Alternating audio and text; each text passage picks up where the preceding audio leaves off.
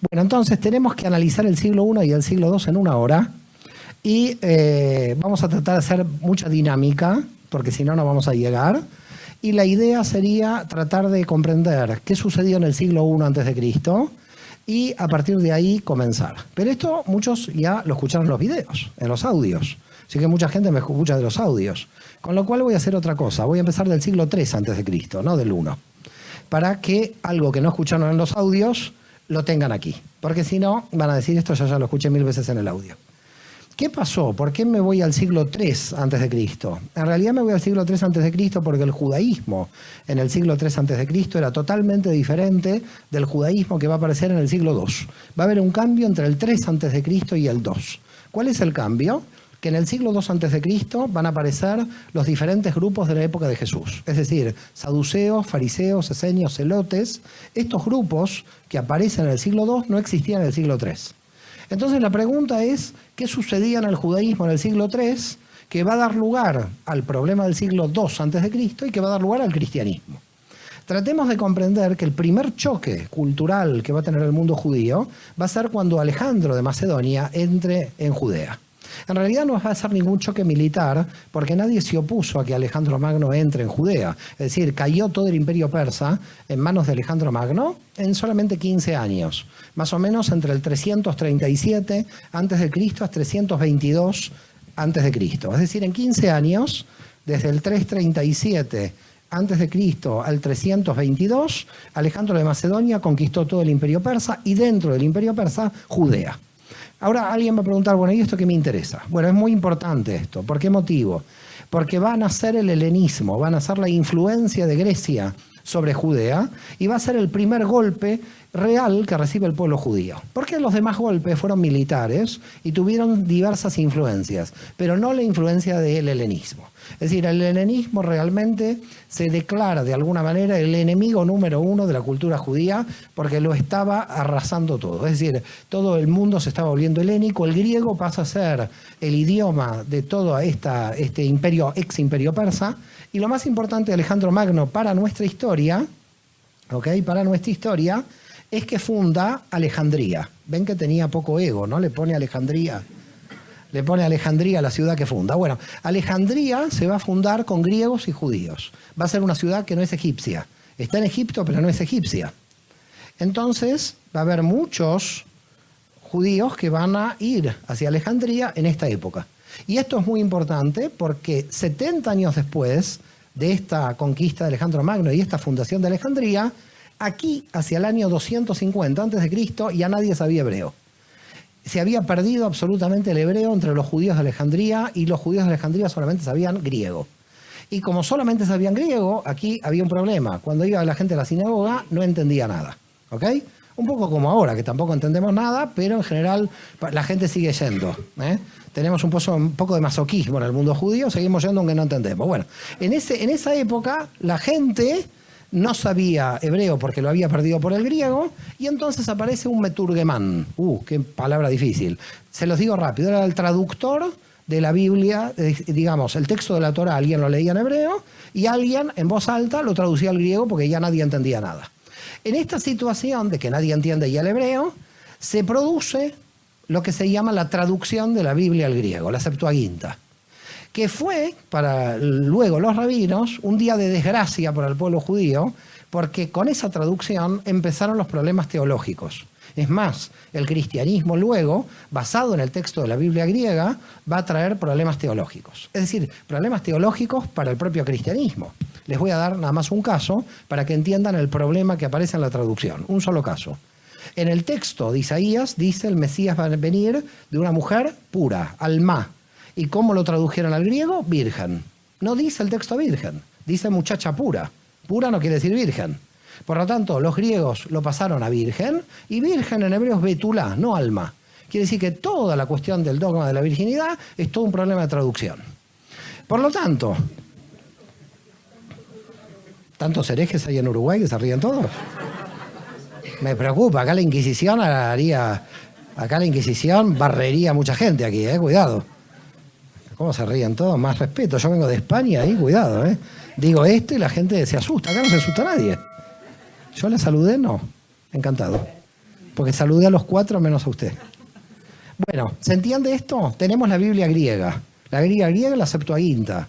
Con problemas. ¿Problemas por qué? Porque en la Biblia griega no solamente este problema de traducción, que es bastante grave, sino que además casi todos los conceptos culturales del griego no son conceptos culturales del mundo judío. Es decir, se había transformado en cierto modo muchísima cantidad de conceptos. Después vamos a ver el problema de la fe, que en el cristianismo aparece como una división de fe y obras, mientras que en el judaísmo, emuná, como concepto de fe, es un concepto totalmente unido. Bueno, estos son problemas que después trajeron cola, porque el cristianismo se basó en el texto griego y no en el texto hebreo. Así que ahí tenemos un primer problema.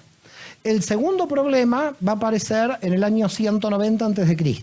Tengo que ir rápido porque si no la gente va a decir cómo va a llegar al final este hombre. 190 a.C. Igual tengo todo, como yo duermo acá en el Sheraton, yo no tengo problema, puedo seguir con la conferencia toda la noche. ¿No, Kevin? Tu papá no lo ve tan claro. Bueno, entonces, 190 a.C., Judea, que estaba en manos de Egipto, pasa ahora a estar en manos de Siria. Los grecos sirios conquistan Judea a los greco-egipcios. Son todos grecos, porque en realidad cuando murió Alejandro Magno se dividió su imperio entre los generales. ¿Ok? Se dice que Alejandro Magno no tuvo descendencia, nadie sabe, quizás tuvo, pero los mataron, y los generales se dividieron el poder de todo el imperio. Por lo tanto, los grecos sirios conquistaron Judea.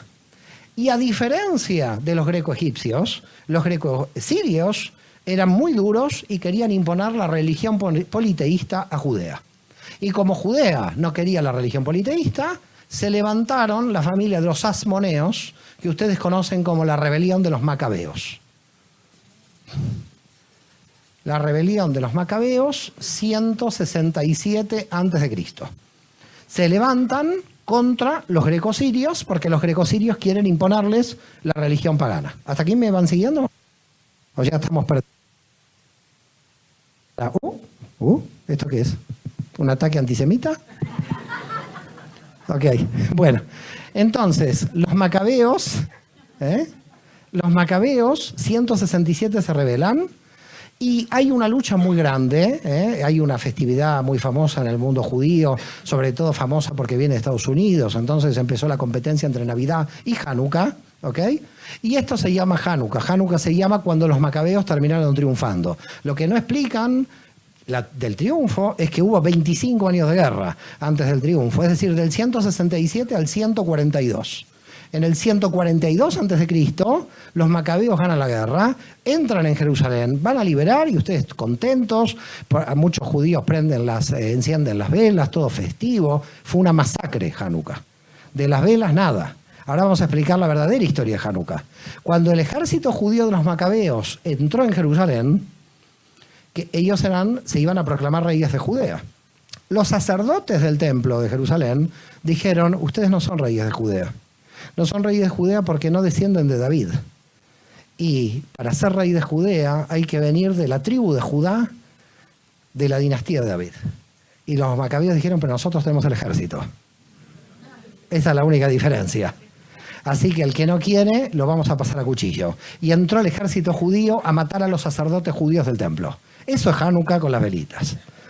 Fue una masacre, una locura terrible de sacerdotes muertos por el ejército judío que se oponían a que los macabeos sean reyes de Judea porque no eran de la dinastía de David. En el 142 a.C., los macabeos se proclaman reyes de Judea, aunque no son de la dinastía de David, pero la oposición de los sacerdotes que estaban en el templo de Jerusalén no fue totalmente exterminada, y esos sacerdotes que se salvaron de la matanza de los macabeos se fueron al desierto y crearon el movimiento de los esenios. Los esenios, en el Mar Muerto, son los descendientes de los verdaderos sacerdotes que estaban esperando a un Mesías descendiente de David, contra los macabeos. Y los sacerdotes corruptos que va a imponer los macabeos van a ser los saduceos. que los saduceos se legitiman diciendo que vienen de Sadoc, del 1000 a.C., pero eso se legitiman. En realidad entonces los saduceos ya son los sacerdotes ilegítimos que ponen los macabeos, los legítimos que son los esenios se van y ahí empieza la división, en el siglo II a.C. Todo esto no está en los audios, por lo tanto lo estoy agregando, para que la gente esté feliz de hacer este viaje, porque dicen me podía quedar con internet tranquilo en vez de escuchar este tipo que vino a Montevideo. Ahora nacen los saduceos, nacen los esenios y empiezan a aparecer movimientos, llamémosles democráticos, la verdad de democracia había poca en esa época, pero bueno, llamemos de base popular, de maestros carismáticos que empiezan a interpretar la Torá. Y estos es el movimiento rabínico, aparecen los rabinos. Que los rabinos no son elegidos por otros rabinos, sino que son maestros que van apareciendo, pululan, carismáticos, que van de un lado a otro y que van interpretando la ley. Y estos que interpretan la ley van a ser los fundadores del movimiento de los fariseos. Los fariseos son entonces los que interpretan la ley. Señores, tenemos ya todos los grupos. Tenemos los saduceos del Templo de Jerusalén, que odiaban a los esenios y a los fariseos. Tenemos los fariseos como un movimiento de democratización de la hermenéutica, de la interpretación de los textos de la Torá, y tenemos los esenios, sin contar a todos los judíos que quedaron acá en Alejandría, más toda la diáspora, que eran los judíos helenistas, ¿ok? Los judíos de la diáspora. Así que aquí tendríamos que poner a los helenistas. ¿Hasta aquí cómo estamos? ¿Va bien usted? Bueno, usted va a ser mi termómetro ahora. Si la señora dice que va bien, yo sigo. Le preocupa a usted, ¿no? Bueno. Entonces llegamos al siglo I a.C. Siglo I a.C., ya tenemos todos los grupos. Saduceos corruptos. Ya ustedes quizás no entiendan lo que es la corrupción, porque después de 2000 años ya se perdió este término. Saduceos corruptos, fariseos, esenios. Dentro del movimiento de los fariseos, celotes. Celotes son los ultranacionalistas judíos que son como los artífices de la Guerra Santa, en realidad los celotes, porque ellos decían que había que matar a todo enemigo que ocupara Judea. Y luego los helenistas. En el año 67 a.C. hay una guerra civil en Judea. 2 pretendientes al trono, hijos de Salomé Alejandra, una reina de Judea, Hircano II y Aristóbulo II, luchan por el poder. Hay una guerra civil, hay 2 ejércitos judíos en guerra, tipo la guerra civil americana. Estos 2 ejércitos judíos se combaten entre sí, mueren miles de judíos combatiéndose entre ellos, 2 ejércitos totalmente divididos, pero nadie termina ganando la guerra. Entonces Hircano II llama a Roma. Porque si hacemos el análisis del mapa, ya Roma había conquistado a los grecos sirios. Por lo tanto, Roma delimitaba al norte con Judea. Hircano II llama a Roma, ¿y en quién estaba ahí arriba? Pompeyo. Y Pompeyo entra por derecho legitimado porque el rey Hircano II lo llama. Quiere decir que para el derecho romano no hay ocupación. Hay llamado de un rey judío para intervenir sobre Judea. Los romanos entraron y no se fueron más, porque la legitimidad estaba dada por Hircano II. Aristóbulo II lo matan, se terminó, y ponen a Hircano II como rey de Judea. Rey de Judea Hircano II desde el menos 67 al menos 40, 27 años. Pero no murió en el menos 40. Roma se cansó, dijo, ¿para qué lo quiero? Entonces en el menos 40 lo encarceló y se terminó. En el menos 40, Roma ya puso a un títere absoluto como rey, que es Antípater. Este rey, en realidad, es Idumeo, porque los macabeos habían realizado una conversión forzosa. La única conversión forzosa de la historia judía salió un desastre, como todas las conversiones forzosas. Intentaron convertir a los idumeos forzosamente al judaísmo y este Antípater odiaba al pueblo judío. ¿Qué hizo Roma? Simple, vamos a poner de gobernante al que odia al pueblo judío, que es Antípater. Antípater fue solamente rey 3 años, del menos 40 al menos 37, y hijo de Antípater va a ser Herodes el Grande. Y aquí entramos en la historia. Esto fue la primera parte. Todavía no hay conferencia. Todo esto fue el desayuno. Herodes el Grande, del menos 37 al menos 6. Rey de Judea y legítimo por todos lados, porque en realidad era hijo de Antípatra y Idumeo, puesto por Roma. Roma ya ocupaba este territorio. ¿Estamos de acuerdo? Y hay una anécdota importante cuando Pompeyo entra en Jerusalén. Anécdota que tengo que contarla para que entiendan luego la relación con Roma. Cuando Pompeyo entra en Jerusalén, va al templo de Jerusalén, entra y pregunta, bueno, ¿cuál es el dios judío? Lo que hacía Roma en general era tomar al dios de algún sitio y lo ponía en el panteón. Entonces era como muy simple. Después la Iglesia Católica lo copió con el santoral. Es decir, empezaron a aparecer santos en diferentes pueblos para legitimar cada pueblo dentro del santoral. Es la misma estrategia, de alguna forma. Pero la idolatría hacía, los romanos decían, bueno, entramos en una tribu. ¿La tribu cuántos dioses tiene? Tenemos 3 dioses, venga, al panteón. Entonces Roma siempre juntaba dioses y los pueblos contentos porque sus dioses estaban en el panteón. Cuando Pompeyo entra en Jerusalén, dice, bueno, deme el dios judío, me lo llevo, lo pongo en el panteón. Los judíos dijeron, nuestro dios es invisible. Entonces Pompeyo dijo, ¿y cómo lo metemos en el panteón? No, en serio, lo pregunta Pompeyo, dice, acá tenemos un problema. ¿Cómo un dios invisible? Entonces Pompeyo declaró que el pueblo judío era ateo. La primera acusación de ateísmo en la historia es a los judíos que creían un dios invisible, porque dijeron, si es invisible no creen ningún dios, son ateos. Esta fue la primera acusación de ateísmo en la historia. Así que los judíos tenemos también el copyright de ser los primeros ateos de la historia por creer en un dios invisible. Pero además los judíos le explicaron otra cosa a Pompeyo. Le dijeron que además de tener un dios invisible, era el dios superior a todos los dioses del panteón. No solamente era invisible. Es decir, que además... Y esto ya no le entraba a los romanos, porque cuando un dios ganaba, el dios derrotado perdía. A ver, entre dos pueblos en la antigüedad, cuando había un dios que ganaba este dios, el dios perdía. Ahora, el pueblo de Israel inventó una teología infalible. Cuando el dios de Israel gana, gana Dios. Cuando pierde, el pueblo tiene el pecado. No es que pierde Dios. Una teología increíble. Siempre gana. Si gana Dios, gana Dios. Si pierde Dios, el pueblo tiene pecados, por eso Dios no nos deja ganar. Por lo tanto, entonces, transfiriendo los pecados al pueblo, Dios o gana o empata, porque no hay forma. Llegamos a la época de Herodes. Siglo I. ¿Qué busca el pueblo judío? Busca el Mesías. ¿Qué es el Mesías? El Mesías es una persona de la dinastía de David, de la tribu de Judá, que se tiene que levantar militarmente contra Roma. Olvidémonos del reino de los cielos, olvidémonos lo que el pueblo judío esperaba, era una insurrección militar contra Roma.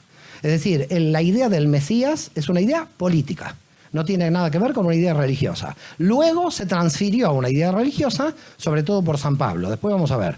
Pero en principio es una idea política. Viene el Mesías, libera a Judea de cualquier dominio, en este caso el dominio romano, pero teníamos que esperar un Mesías y van apareciendo Mesías. Roma los va crucificando y hay 24 Mesías en un periodo que va del menos 6 al 66, que se produce la guerra contra Roma. Es decir, aparecían Mesías cada 3 años, muchos judíos le seguían, se proclamaban Mesías para ir contra Roma, Roma los crucificaba y así era permanentemente esta historia. La pueden ver, la pueden leer en Flavio Josefo. Toda la historia en Flavio Josefo se encuentra. Se levanta un Mesías a los 3 años, a los 2 años, Roma los reprimía. Roma no reprimía cuando ya se levantaba el Mesías. Lo que hacía Roma era represión preventiva. Ya cuando veía que alguien declaraba que era el Mesías, había represión preventiva. Vamos a entonces tomar 2 puntos centrales de esta historia. La idea del Mesías y cuál es la función de un rabí. Porque a Yoshua de Nazaret, cuando empieza su prédica, se le llama rabí. Es decir, se le llama maestro, lo cual implica que indudablemente Jesús estaba en el mundo fariseo. Porque si indudablemente es llamado rabí, y el rabí es un título otorgado por el movimiento fariseo, podemos decir que Jesús es un fariseo. Ahora, fariseo totalmente atípico, porque en su pensamiento va a tener puntos de los esenios. Vamos a poner un ejemplo de esto. Tendrían que saber las diferencias entre saduceos, esenios y fariseos. Las voy a comentar rápidamente para que tengan una idea de por qué estaban divididos estos grupos. Los saduceos no creían en la resurrección de los muertos, es decir, del polvo eres, al polvo volverás. Por lo tanto, esta vida es la única. Para los saduceos, esta vida es la única y por lo tanto hay que gozarla lo máximo posible. Por lo tanto, eran casi cercanos a los epicúreos, pero más que epicúreos eran hedonistas. porque la verdad que los epicúreos están mal analizados hoy. Era una escuela de filosofía más avanzada que el hedonismo. Por lo tanto, los saduceos dominaban el Sanedrín, dominaban toda la estructura del poder político y económico porque eran aliados de los romanos, y por lo tanto los saduceos no entendían que viniera ningún Mesías a salvar a Israel. Claro, si un Mesías se levantaba para salvar a Israel, a los primeros que pasaban a cuchillo eran a los saduceos. Así que ¿cómo los saduceos iban a creer que iba a venir un Mesías a salvar al pueblo? Con lo cual, dominaban el Sanedrín y en general tenían al Cohen Gadol, como se dice en hebreo, al sumo sacerdote. Y el sumo sacerdote pertenecía al mundo saduceo. Había 10.000 saduceos en Jerusalén, según Flavio Josefo, que en realidad es bastante poco, porque había 5 millones de judíos en el siglo I. 5 millones de judíos en el siglo I, de los cuales casi la mitad ya estaba en la diáspora. Es decir, que en Judea había 2,5 millones y en la diáspora otros 2,5 millones. Estos eran los helenistas, los 2,5 millones, que son los que va a encontrar Saulo de Tarso cuando vaya sinagoga por sinagoga, cuando diga Jesús es el Mesías. Y el otro 2,5 millones son los que se van a quedar en Judea. Por lo tanto, ya hay mitad y mitad. Hay que romper con la idea de que los judíos se fueron luego de la destrucción de Jerusalén. Es una idea que después viene con la idea del nacimiento de Israel y la revisión de la historia judía del sionismo. Pero en realidad no hay judíos solamente desde la destrucción de Israel. Hay judíos desde 2 siglos antes, por razones comerciales o demográficas, que se van. Entonces, estos son los saduceos. Presentación de los saduceos. Control del Sanedrín, control del sumo sacerdocio y corrupción, porque eran aliados de Roma. Fariseos. Los fariseos eran los rabinos, creían en la resurrección de los muertos. Por lo tanto, cuando el grupo de Jesús lo va a haber resucitado, son fariseos. No podrían ser saduceos de ningún modo.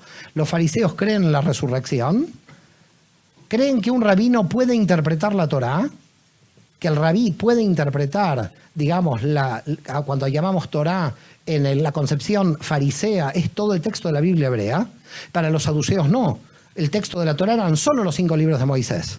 Por lo tanto, para los saduceos había una pirámide jurídica, donde la Torá, los 5 libros de Moisés, estaban arriba de profetas y escritos. En cambio, para los fariseos, toda la Biblia hebrea va a pasar a ser llamada Torá, lo cual para el judaísmo actual es una distorsión total, porque hoy un judío llama Torá a Isaías, por ejemplo, porque la llama globalmente al todo el Tanaj como Torá.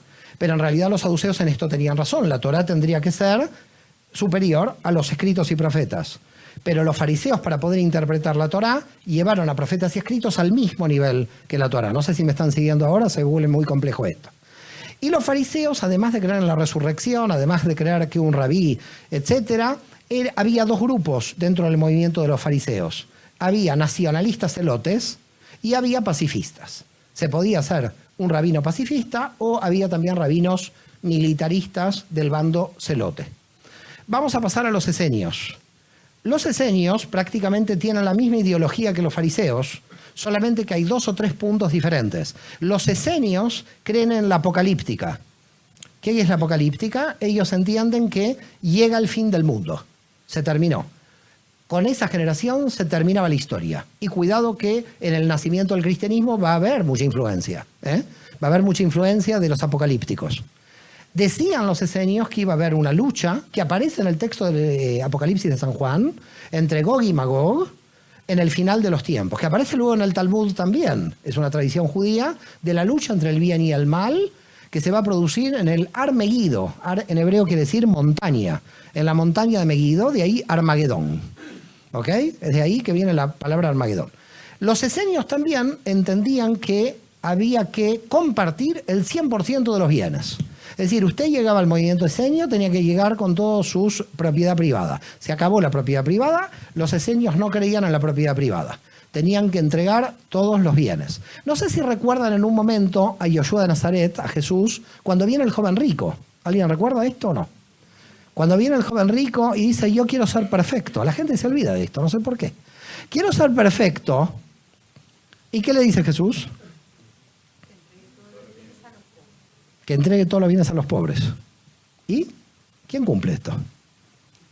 Porque esto es esenio, no es fariseo. Los fariseos solamente pedían el 10% de las ganancias, que es el diezmo. Y lo mismo pedían los saduceos, el 10% de las ganancias. De los 5 millones de judíos, solo 800 fueron esenios.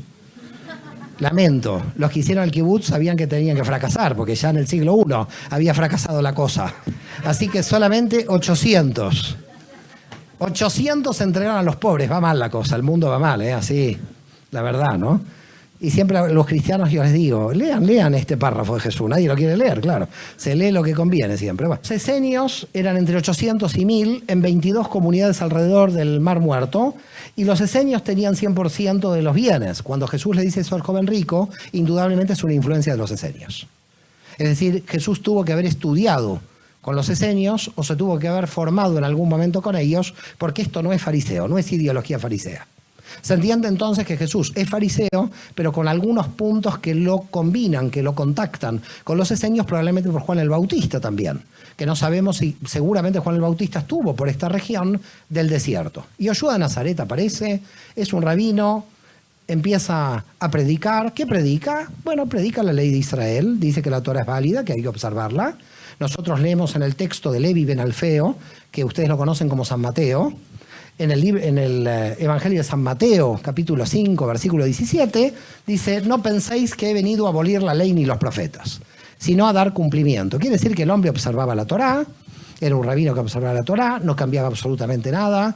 Cuando le preguntan cuál es el principal mandamiento, dice, Shema Israel, Adonai Eloheinu, Adonai Echad, escucha Israel, Dios es único, es uno, y esto está en Marcos, capítulo 12, versículos 28 a 32. De un lugar al otro, es decir, desde el nacimiento de Jesús, toda su vida y su muerte, Jesús fue judío. Judío en su nacimiento, judío en su vida, judío en su muerte. Y jamás pensó en fundar una nueva religión. Ahora, la pregunta es, ¿cómo puede ser que de un rabino judío se forme una nueva religión?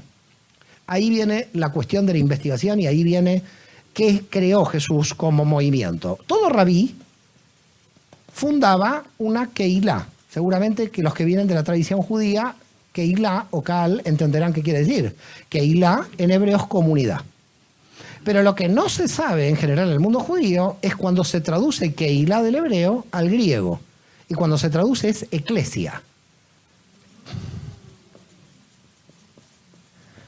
Eclesia es Keilah en griego. Cuando un judío dice voy a mi comunidad, está diciendo voy a la iglesia. Pero no lo sabe. Porque no sabe que comunidad en griego es eclesia. Cuando un cristiano dice voy a la iglesia, no sabe que dice que va a la comunidad judía. Por lo tanto, lamento a los judíos decirle que van a la iglesia y también lamento decirle a los cristianos que van a la comunidad judía. Porque es la misma palabra que se está utilizando, solamente que se perdió la raíz común. ¿Estamos de acuerdo? Así que el rabí Yoshua creó una Keilah, creó una iglesia. No es que creó la iglesia. No, todo rabino creaba iglesias, porque todo rabino creaba eclesias, todo rabino creaba una comunidad. Este rabino, además, designa Shelihim. Shelihim en hebreo quiere decir enviados. Cuando viene alguien de Israel a una comunidad de la diáspora, viene un Sheliach. Viene un Sheliach, un enviado. ¿Cómo se dice Sheliach en griego? Apóstol. Señores, cuando Israel envía un enviado, envía un apóstol. Y cuando el enviado hace Shlihut, está haciendo un apostolado. Por lo tanto, las comunidades judías son iglesias que reciben apóstoles. El rabino de acá, no está acá el rabino, ¿no? De Montevideo. ¿Y se está grabando para que llegue el rabino esto? Me parece que acá hay una cosa con el Mossad rara.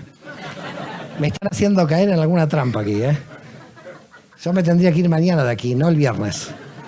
Sí, porque estoy viendo esto que va a llegar las autoridades al Sanedrín local, al Sanedrín de Montevideo y aquí... ¿Me siguen o no? ¿Cómo estamos? ¿Están disfrutando esto?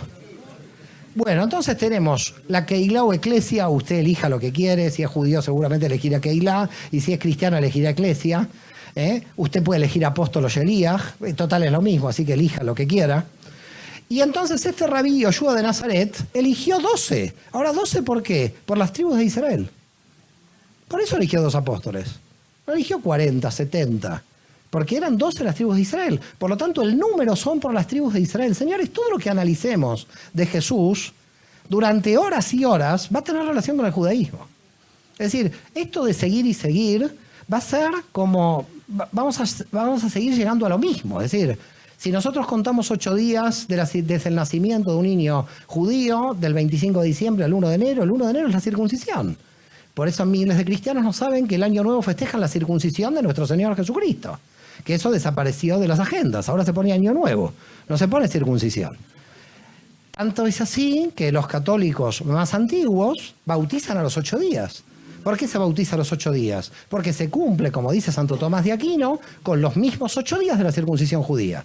Y Santo Tomás de Aquino, en la Suma Teológica, capítulos 99 a 101 del tomo 8, dice, nuestro bautismo es nuestra circuncisión. Por lo tanto, para el cristiano se circuncida también. Entonces, ¿qué tenemos, señores? Un rabino judío, observante de la Torá, pero que en un momento los que lo seguían dijeron puede ser el Mesías de Israel. Opa, apareció Roma. Si alguien se dice, si un grupito de judíos por ahí dicen que es el Mesías, usted ya tiene los días contados. Porque Roma empieza a mirar que acá hay un problema político. Todos los debates que hacía Jesús con los fariseos estaban en el marco del debate judío de la época. Ustedes no crean que todos los fariseos solamente le perseguían a Jesús para debatir. También debatían entre ellos los propios rabinos. Lo que pasa es que en el Nuevo Testamento, como los fariseos debaten con Jesús, un cristiano lee y parece que siempre los fariseos van a buscar a Jesús.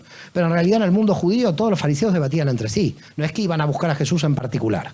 Es verdad que lo querían hacer caer y es verdad que Yoshua de Nazaret era tan inteligente que los iba liquidando a todos.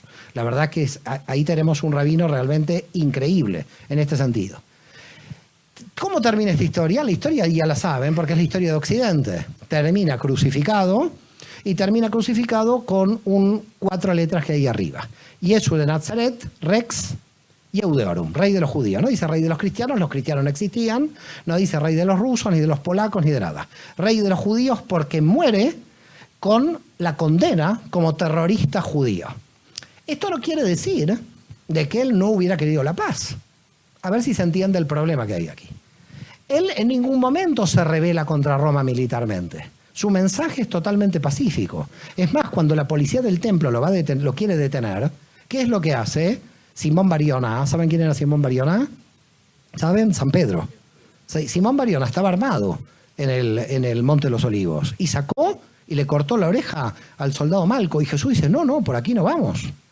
Por aquí no se va, no es por la guerra que vamos. Quiere decir que Jesús no era realmente, era un rabino pacifista, pero a Roma no le interesaba. A Roma lo que le interesaba es que por más pacifista que sea, un movimiento que declarara a alguien Mesías era un problema. Y por lo tanto había que solucionarlo como lo soluciona Roma. Si nosotros entendemos que los saduceos son los que controlaban de manera corrupta el templo, Anás y Caifás lo van a tomar del Monte de los Olivos, se lo van a llevar a su casa de una manera totalmente ilegal. Ahí no hay juicio del Sanedrín. El Sanedrín tenía 70 miembros, se tenía que haber convocado. El Sanedrín no se convocó porque estaban en Pascua, estaba en Pesaj. Se tenía que haber convocado Sanedrín de emergencia, 23, tampoco se convocó. Anás y Caifás y sus amigos hacían juicios sumarísimos, y no a Jesús, a cualquiera que se rebelaba contra Roma. Por lo tanto, juicio a Jesús totalmente ilegal bajo las leyes judías.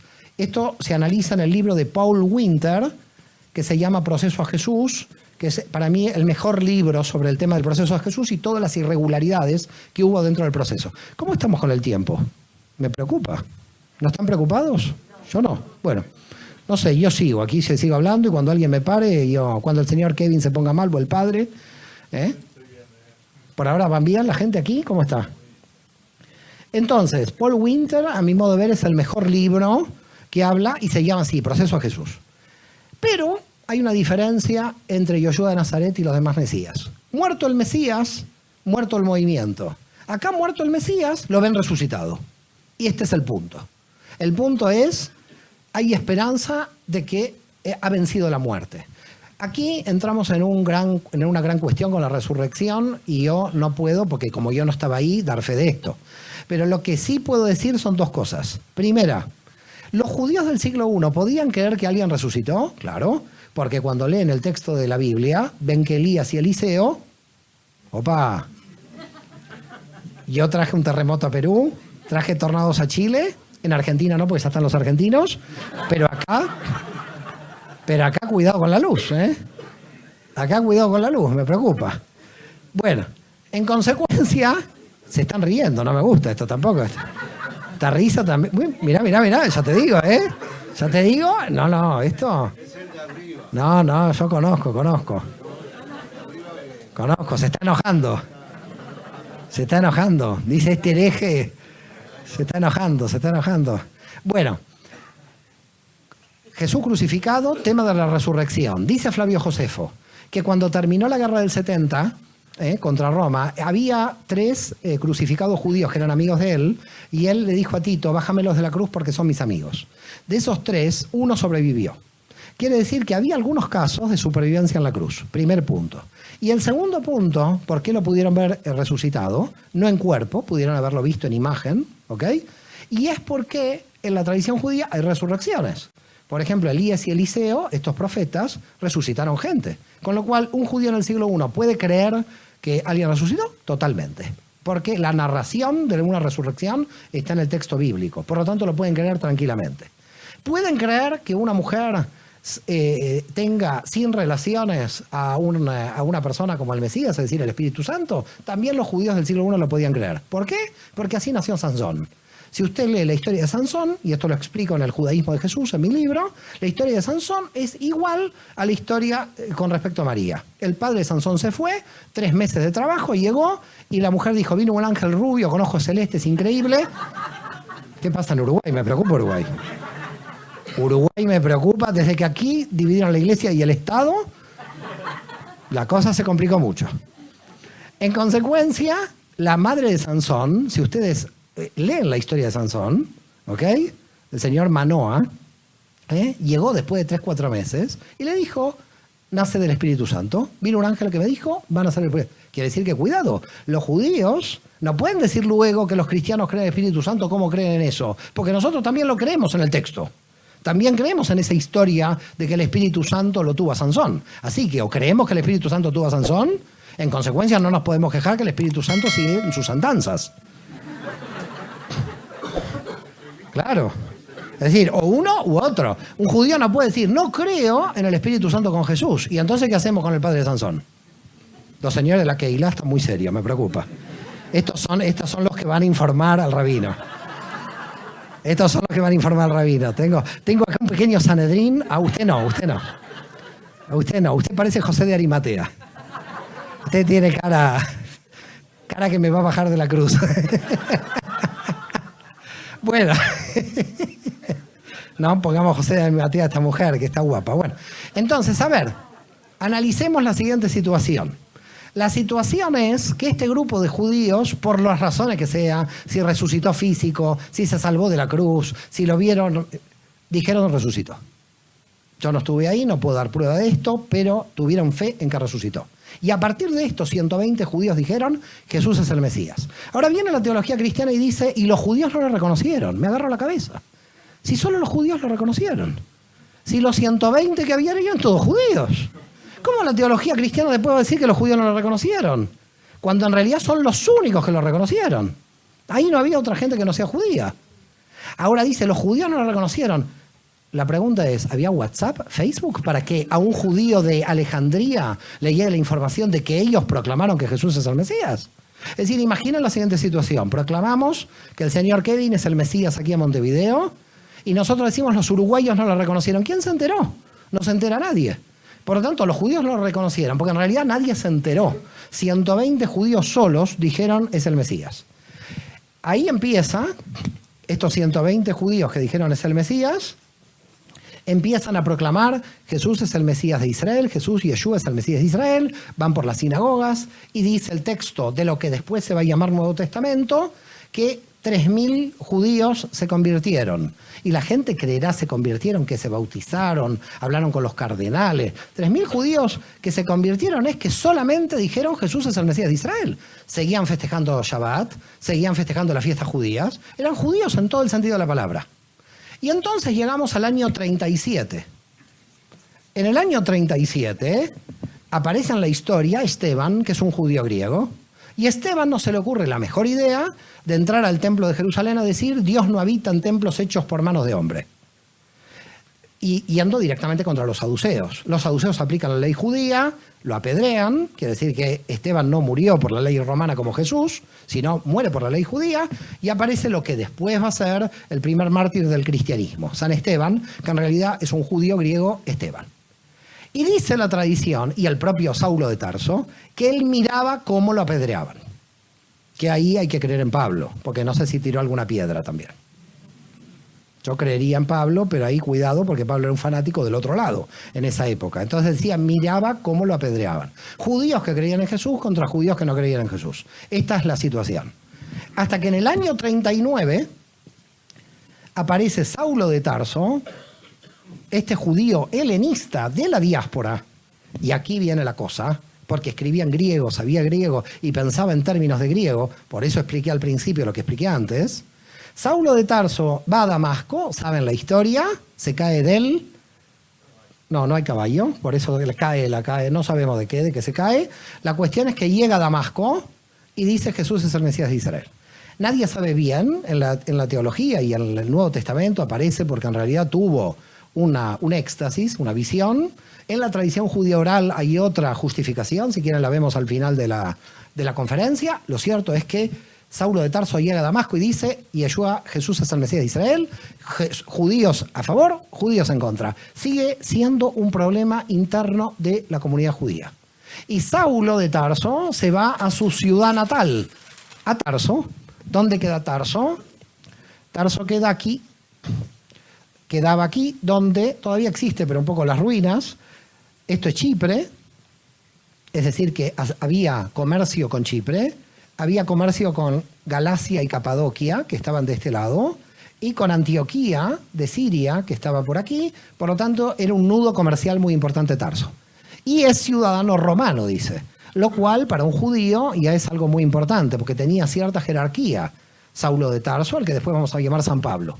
Saulo, entonces, desde Damasco va hacia Tarso, y en Tarso se reúne con otro judío, Yosef, Barnabás, el levita. Ustedes lo conocen como San Bernabé. Yosef Barnabás el levita se junta con Saulo de Tarso y dicen, vamos a explicar a todo el mundo que Yeshua es el Mesías de Israel. A todo el mundo judío, claro. Y entonces, Yosef Barnabás el levita, como era un judío de Chipre, y dice las crónicas que en Chipre había más de 100.000 judíos. Es decir, que había una gran cantidad, casi había muchísima cantidad de comunidades judías en Chipre. Dijeron, vamos a ir aquí, y esto está en Hechos de los Apóstoles, en el Nuevo Testamento, el primer viaje de San Pablo. Ahora imaginemos lo siguiente. Pablo va sinagoga por sinagoga, dice Yeshua es el Mesías de Israel. Si un rabino que lo invita a Pablo a entrar a la sinagoga pensaba que él estaba creando una nueva religión, ¿lo invitaba a entrar a la sinagoga? Entonces, ¿por qué entraba tan tranquilo? Porque el rabino que lo invitaba estaba creyendo que estaba haciendo propaganda a un grupo interno dentro del judaísmo. Porque si no, ningún rabino hubiera traído. Y todo Hechos de los Apóstoles son viajes de Pablo sinagoga por sinagoga. Quiere decir que Pablo tampoco era consciente de estar formando una nueva religión, ni los rabinos los que estaban invitando a Pablo dentro de las sinagogas eran conscientes de estar formando una nueva religión. Creían que estaban apoyando un grupo interno dentro de la comunidad judía. Es como si la comunidad judía hoy dijera que venga la gente de Chabad Lubavitch a hablar. Entonces nadie piensa que están formando una nueva religión, sino que es un grupo interno dentro del mundo judío. ¿Se entiende lo que estoy diciendo? Si nosotros ahora nos concentramos 2 o 3 minutos, o 5 minutos, voy a pedir un poco más, sobre lo que Pablo vio, ¿ok? Sobre lo que Pablo vio en las sinagogas, vamos a entender la primer quiebre para un poco el nacimiento del cristianismo. Pero todavía no hay cristianismo. ¿Qué es lo que vio Pablo en las sinagogas? Las sinagogas de la diáspora no estaban solamente llenas de judíos, sino que los rabinos de aquella época eran muy liberales e invitaban a un montón de los judíos a las sinagogas. Quiere decir que en las sinagogas, en las primeras filas, estaban los que habían fundado la comunidad judía. Quiere decir que estamos hablando de judíos, abuelos, bisabuelos, etcétera, genealógicamente judíos. Solamente estaban en las primeras filas de la sinagoga porque habían fundado la comunidad. Luego, en las segundas filas de la sinagoga, está lo que se llama en hebreo Ger Tzedek. Se los voy a traducir. Se llama prosélitos de justicia. Los prosélitos de justicia son aquellos que se convirtieron al judaísmo. y están atrás simplemente porque llegaron más tarde a la comunidad. Pero a los efectos del derecho, tienen los mismos derechos que los judíos. Es decir, prosélitos de justicia son judíos. Solamente que están un poquito más atrás porque son los que están en proceso de conversión. Pero pueden tener 20, 30, 40 años de conversión. Quiere decir que ya están totalmente judaizados, en cierto modo. Y al final de las sinagogas están lo que se llama prosélitos de la puerta. Estos se llaman en hebreo ger toshav o temerosos de Dios. Cuando aparece en el Nuevo Testamento que Cornelio era temeroso de Dios, no era porque es el único que temía a Dios, todos los judíos temían a Dios. ¿Por qué se lo llama temeroso de Dios? Porque estaba entre los prosélitos de la puerta. Así entra Pablo a una sinagoga del siglo I. Esto es lo que ve y empieza a predicar. Pero lo que ve le cambia la teología. Es decir, lo que ve de manera fáctica aquí, de manera de hecho, dice aquí hay un problema. ¿Cuál es el problema? Los prosélitos de justicia que se convierten eran casi todas mujeres. Y los prosélitos de la puerta, que no tomaban la conversión definitiva, eran hombres. La pregunta de Pablo es ¿por qué los hombres no se convertían al judaísmo? No explico más. La circuncisión. La circuncisión, que llevaba hasta hace 50 años o 100 una infección y inmediatamente pasabas al Olam Habá, al otro mundo. En consecuencia, todo el mundo creía en la resurrección, pero nadie quería una infección. Una cosa muy rara también con la resurrección, ¿no? Si tú crees en la resurrección, ¿por qué te molesta la infección? Ahí es un tema a debatir también, pero bueno. Entonces, están los prosélitos de la puerta que no se circuncidan y Pablo dice, ¿y esto? ¿Qué vamos a hacer con esto? Estos prosélitos de la puerta, ¿por qué no pueden tener el mismo estatus que los judíos de las primeras filas? Con lo cual a Pablo no iba por las esquinas evangelizando a nadie. La primera preocupación de Pablo es cómo a los gentiles dentro de la sinagoga los igualamos en su estatus. Ese es el problema de Pablo. No era que salió como los mormones o testigos de Jehová, vamos a evangelizar. No salió de la sinagoga Pablo. Pablo estaba dentro de la sinagoga con gentiles ahí que tenían como una categoría inferior a los judíos porque no se habían circuncidado. Y dijo, yo tengo que ponerlos en el mismo nivel y tengo que buscar una interpretación en la Torá que permita que ellos se sientan en igualdad de condiciones de los judíos circuncidados. Y empieza a estudiar, el fariseo. Fariseo alumno de Gamaliel, con lo cual tipo Harvard. Alumno de Gamaliel es que estudió hasta los 20 y pico de años. En el siglo I, quiere decir que estaba bien financiado para estudiar hasta los 20 y pico de años en el siglo I. Alumno de Gamaliel en Jerusalén. Nieto de Hillel, es decir, que el tipo sabe. Tiene una hermenéutica, una teología. A ese grupito de pescadores que cree que Jesús resucitó, se le metió un tipo de muy alto nivel intelectual. Y Pablo empieza a buscar en la teología judía cómo puede fundamentar que estos gentiles sin circuncisión puedan ser Israel también. Y llega a un punto clave y dice, Abraham, ¿antes de la circuncisión creyó en Dios o después de la circuncisión? Y dice, antes de la circuncisión, Abraham creyó en Dios. Por lo tanto, la alianza, ¿fue la circuncisión? No, la alianza fue la fe de Abraham. Y en consecuencia, la circuncisión es el sello de la alianza. Porque la alianza es la fe. Y le dijo entonces a los gentiles de aquí, ustedes son coherederos de la promesa de Abraham porque están circuncidados en el corazón, porque ustedes tienen la fe de Abraham antes de la circuncisión, por lo tanto, todos son Israel. La gente lo abrazaba a Pablo, no tenían que pasar por aquí. Yo también lo hubiera abrazado. A mí porque me cogieron de bebé, pero yo también lo hubiera abrazado a Pablo, toda la gente le abrazaba. Todos son Israel. Ahora imaginen la siguiente situación. Imaginen ahora que va un embajador americano a México y empieza a dar pasaportes americanos. Y dicen, son todos americanos. ¿Cómo se sienten los americanos? Onda dura, digamos. ¿Están contentos de esto o no? ¿Están contentos? Entonces ahora imaginen Pablo diciendo todos son Israel. ¿Quién reacciona? Los judíos de las primeras filas de la sinagoga. Que dicen, a ver, mientras debatimos Mesías sí, Mesías no, acá no hay ningún problema, porque esto queda dentro del marco judío. Pero ahora este tipo viene y dice que son todos Israel. Aquí están toda gente que hace 2 días estaba en una orgía. Entonces, ¿cómo está entrando aquí tan rápido? Papeles para todos, todos son Israel, dice Pablo. Papeles para todos. ¿cómo son todos Israel? Los apóstoles de Jerusalén se agarraban del sombrero, no había sombrero en esa época, todavía no había aparecido los Ashkenazim con el sombrero, pero se agarraban la cabeza los apóstoles, decían, esto Jesús no lo dijo, venga Pablo a Jerusalén a ver qué está haciendo, porque Yeshua de Nazaret jamás dijo toda esta historia. Es Pablo en su interpretación. Por eso hay que pensar algo. En las cartas de Pablo, Pablo nunca dice, lo dijo Jesús. Siempre lo dice Pablo. Si usted analiza las cartas de Pablo, busque en alguna carta y me la trae a mí y les doy el WhatsApp. Si encuentran, dijo Jesús algo, jamás cita Jesús Pablo. Pablo es Pablo y alumno de Gamaliel. Por lo tanto, lo que cita él es palabra de Dios directa, sin pasar por Jesús. Por lo tanto, ¿qué pasó aquí? Lo llaman a Jerusalén y se reúne lo que se llama el Concilio de Jerusalén del 50. Concilio de Jerusalén del año 50. ¿Qué es este concilio? El primer concilio de la Iglesia, es decir, de la Keilah. Son todos judíos los de este concilio. El primer concilio de la historia de la Iglesia son todos judíos. Y en ese concilio de la historia de la Iglesia, todos judíos, que creen por supuesto en Jesús, el debate es, ¿dejamos entrar a los no judíos o no? Ese es el debate. Gente me llama, miren. Hay un debate y decimos, ¿qué hacemos con los gentiles? ¿Qué hacemos con los de sin circuncisión? Pablo lo tenía claro, por la fe ya son Israel. Él seguía repartiendo papeles por ahí. Pero los de Jerusalén no. Los de Jerusalén dice esto hay que ponerle orden. ¿Qué papeles? No hay papeles para todos. Con lo cual empieza el debate. Aparece un grupo que dice, todos hay que circuncidarlos. Son los judaizantes. ¿Quiénes son los judaizantes? Judíos que creen que Jesús es el Mesías, porque todos los de este concilio, todos que creen que Jesús es el Mesías, pero los judaizantes son los judíos que creen que Jesús es el Mesías y que quieren obligar a todos los gentiles a la circuncisión. Y viene Saulo de Tarso y dice, no, los gentiles no tienen que pasar por la circuncisión porque Abraham creyó en Dios antes de la circuncisión. Venía otra vez con Abraham, Saulo de Tarso, que ya lo había encontrado. Por lo tanto, Saulo de Tarso decía no. Y ahí empezó el debate, nadie llegaba a ninguna cosa. ¿Qué hacemos con los gentiles?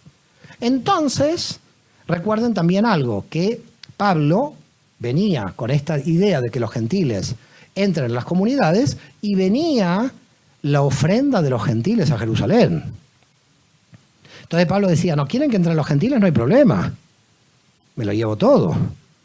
Había todo un problema ahí, ¿eh? No quiero sospechar, pero había un componente económico aquí de financiación del grupo, probablemente también. Y entonces había Saulo de Tarso, los judaizantes. Y aparece el hombre que va a definir el concilio de Jerusalén, un abogado. Siempre hay un abogado en la historia. No sé por qué, aparece un abogado. Y apareció el abogado. Este abogado se llama Jacob ben Alfai o Jacobo ben Alfeo o Santiago el Menor. Santiago el Menor, el judío Santiago el Menor, que les presento el nombre, Jacob ben Alfai, dice en el texto de la Torá, encuentro que los gentiles pueden estar en la sinagoga sin circuncisión. Y son las 7 leyes de Noé. ¿Qué son las 7 leyes de Noé? Las que permite la ley de Moisés a los extranjeros residentes en Judea y que no necesitan la circuncisión. De esas 7 leyes que van a estar codificadas en el Talmud luego, aparece en el decreto apostólico 4. Quiere decir que aplican las leyes de Noé y dice, porque leemos la Torá de Moisés, los extranjeros, los gentiles pueden entrar sin circuncisión. La teología judía de las leyes de Noé le permitió a este grupo validar jurídicamente la entrada de gentiles sin circuncisión. No dijeron lo de Pablo, por la fe se van a salvar. Dijeron por la obligación de estas leyes. No matarás, no robarás, no cometerás adulterio, no comerás la carne con la sangre del animal, no comerás partes del animal vivo, pero no dice la circuncisión en estas leyes de extranjería. Eran para los obreros extranjeros fuera de Judea que querían trabajar en Israel. Claro, un fenicio no le va a decir, venga y lo circuncido. Si yo lo compré al fenicio como esclavo. De repente con la infección se me pierden 10 esclavos. Así que no, Moisés puso la ley de extranjería. La ley de extranjería me permitía tener esclavos, pero no circuncidarlos. Para así se mantenían como esclavos, pero dentro de su nacionalidad. Así que Pablo llega a ser victorioso de este concilio. ¿Por qué? Porque los gentiles pueden ingresar. Por la teología judía pueden ingresar los no judíos. Y llegamos al año 62. ¿Qué pasa en el año 62? Anás II, nieto de Anás, Caifás y toda esta familia corrupta, mata a Jacob ben Alfai. Lo mata, o manda a matar en realidad. Manda un batanero, le pega y lo mata. En el 62, el primo de Jesús toma las riendas del movimiento. Primo de Jesús es judío también. Se llama Simeón. Simeón, que en la historia de la iglesia va a pasar a ser San Simeón. Todos estos no sabían que iban a ser santos luego. Por eso yo los llamo primero Simeón, luego los llamo santos. ¿Ok? San Simeón vino la santidad luego de toda esta gente. Cuando entran las legiones romanas, se apoderan del oro del templo y dicen, este oro es de Roma. Y los judíos dijeron, no, este oro es de Dios. Y ahí se mataron. Gessius Florus se escapó hacia el norte y Judea se declaró libre e independiente del poder romano. Esto duró 4 años, del 66 al 70. ¿Y en el 70 qué pasó? Tito destruyó ¿qué? El templo de Jerusalén, la independencia judía, más de 500.000 judíos muertos. Y cuando terminó la guerra, Simeón vino y volvió a Jerusalén. Tan tranquilo. Cuando termina la guerra, los judíos que creen en Jesús vuelven otra vez a Jerusalén después de terminada la guerra y la derrota, digamos, de los judíos contra el Imperio Romano. Tenemos 3 emperadores y vamos a llegar al final del siglo I y estamos casi a 5 o 10 minutos de terminar con esta conferencia para que entiendan cómo nació el cristianismo. Hay 3 emperadores de la dinastía de los Flavios. El primer emperador es Vespasiano. Vespasiano fue emperador del 69 al 79. Como estaba en la guerra contra los judíos, tiene que dejar a su hijo al mando de la guerra. Por lo tanto, va en el 69 a tomar el cargo de emperador y queda en el 70 Tito, su hijo, a cargo de la destrucción de Judea y de la independencia judía. En el 79 asume Tito, solamente por 1 año y medio, los judíos de todo el Imperio Romano festejando, diciendo que Tito no pudo ser emperador mucho tiempo porque destruyó el templo de Jerusalén. Y luego de Tito viene Domiciano. Domiciano, que es el último de la dinastía de los Flavios. Ahí la dinastía de los Flavios desaparece y viene una nueva dinastía. A mí me interesa Domiciano. ¿Qué pasó en esta época? Porque con Domiciano, y luego ustedes entenderán cómo nace el cristianismo. Domiciano, en el año 92, 22 años después de terminada la guerra y la destrucción del templo de Jerusalén, le llega información de que los judíos se quieren rebelar otra vez contra Roma. Y entonces Domiciano manda llamar a los sobrinos nietos de Jesús. A los 2 sobrinos nietos de Jesús que aparecen en Roma temblando, que eran campesinos, que no tenían nada que ver. Y dice, ¿ustedes van a sublevar Judea? 62 años después de la muerte de Jesús en la cruz, Roma sigue sospechando que los descendientes de la familia de Jesús van a hacer una rebelión. Quiere decir que siguen pensando en términos políticos Roma. Siguen pensando que los familiares, los descendientes, van a levantar a Judea contra el Imperio Romano. Por lo tanto, acá tenemos una prueba en el 92 de que Roma mató a Jesús por razones políticas en el año 30, porque está llamando a los sobrinos nietos. Y en esta misma época, entre el 93 y 94, se entera Domiciano, que es su primo, Flavio Clemente, se convierte, vamos a ver a qué, porque Flavio Clemente es llamado por Domiciano, y le dice, ¿usted qué se convirtió? Y dice Flavio Clemente, me convertí al Dios de Israel y al Mesías Jesús. Esto es lo que dice Flavio Clemente a Domiciano. Y Domiciano le dice, ¿sabe que lo voy a matar? Mira qué primo, no querría tener primos así. A mí no me importa morir por el Dios de Israel y al Mesías Jesús. Y muere. A la mujer la mandan a las legiones romanas, a los hijos pequeños los dividen en familias. Domiciano se venga de esta historia. Pasa algo muy curioso. En la historia judía hoy, leemos que Flavio Clemente, Flavia Domitila y sus hijos son mártires de Israel. En la historia del catolicismo son santos de la Iglesia Católica. Esta gente se salvó seguro, esto queda claro. O por una o por otra. ¿Qué está demostrando la historia? La historia está demostrando que todavía acá no hay cristianismo. Que cuando alguien creía en que el Mesías es el Mesías Jesús, estaba entrando al pueblo judío. En consecuencia, la pregunta es entonces, ¿cuándo nace el cristianismo? En el siglo II. Es en el siglo II cuando nace el cristianismo y en realidad nace por una razón política que la voy a explicar. En el año 114, bajo el gobierno de Trajano, emperador romano, del 98 al 117, Trajano se va a enfrentar contra los partos. No sé si ustedes saben dónde están los partos o dónde estaban. Estaban en la zona de Persia. Los partos tienen una idea. dicen, ¿cómo voy a debilitar al Imperio Romano?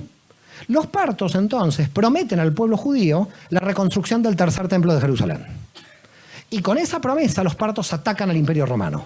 Y cuando los partos atacan al Imperio Romano, los judíos de Roma se levantan. Pero esta vez no Judea. Se levantan las comunidades judías de Cirenaica, del norte de Libia. Se levantan las comunidades judías en Egipto, en Asia Menor. Hay una revolución internacional de los judíos y entonces Roma dice, estos son traidores. Porque estos no están con Roma, estos están con el Imperio Parto.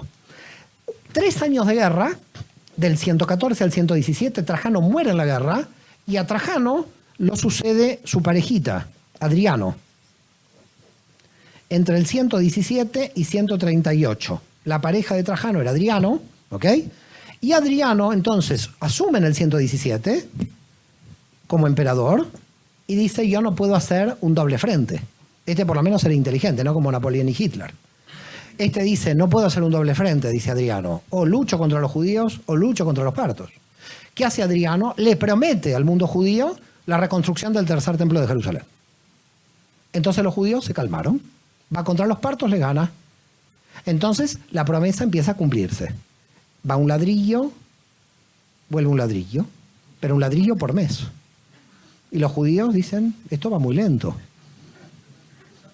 Ven que no se construye tan rápido el tercer templo. Pasa un día, pasan 2, pasan 3, pasan 4, y entonces en un momento dice Adriano, ¿por qué tengo que cumplir mi promesa política? ¿Conocen esto? ¿Por qué tengo que cumplir la promesa que hice en el 117?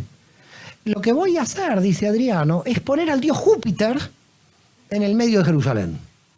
Bien, en el 132... pone al dios Júpiter. ¿Y qué pasa? El pueblo judío se levanta por tercera vez contra Roma, decapita a Júpiter en el aire, y entonces empieza la tercera rebelión judía contra Roma. La rebelión de Bar Kokhba. Muy bien, acá hay gente, cuidado. La rebelión de Bar Kokhba. Rabí Akiva declara a Bar Kokhba el Mesías. Y a Rabí Akiva, que yo sepa, el mundo judío nunca lo sacó del judaísmo. Quiere decir que aquí ya tenemos otra prueba de otro Mesías. En ese momento, y a falta de uno, tenemos 2. Porque estaba Jesús como Mesías de las comunidades judías fundadas por Pablo, y ahora tenemos también a Bar Kokhba, que Bar Kokhba finalmente pierde. ¿Qué pasó entre el 132 y el 135? En verdad, ¿qué pasó desde Trajano hasta el 135? Había ya miles de gentiles en las sinagogas de Pablo. Imaginen una sinagoga de Pablo con 50 judíos y 300 gentiles. Quiere decir que los judíos empezaron a desaparecer dentro de sus propias sinagogas. Y esas sinagogas empezaron a llamarse iglesias. Cuando entraba un romano, decía, ¿ustedes son judíos? No, no, somos cristianos. Nosotros creemos en Cristo. Porque si decían que eran judíos, pertenecían a la traición al imperio. El cristianismo nace para que quede claro de que ellos creen en el Dios judío, creen en un Mesías judío, creen en la Biblia judía, pero si se declaraban judíos, eran traidores al Imperio Romano. Muchas gracias a todos.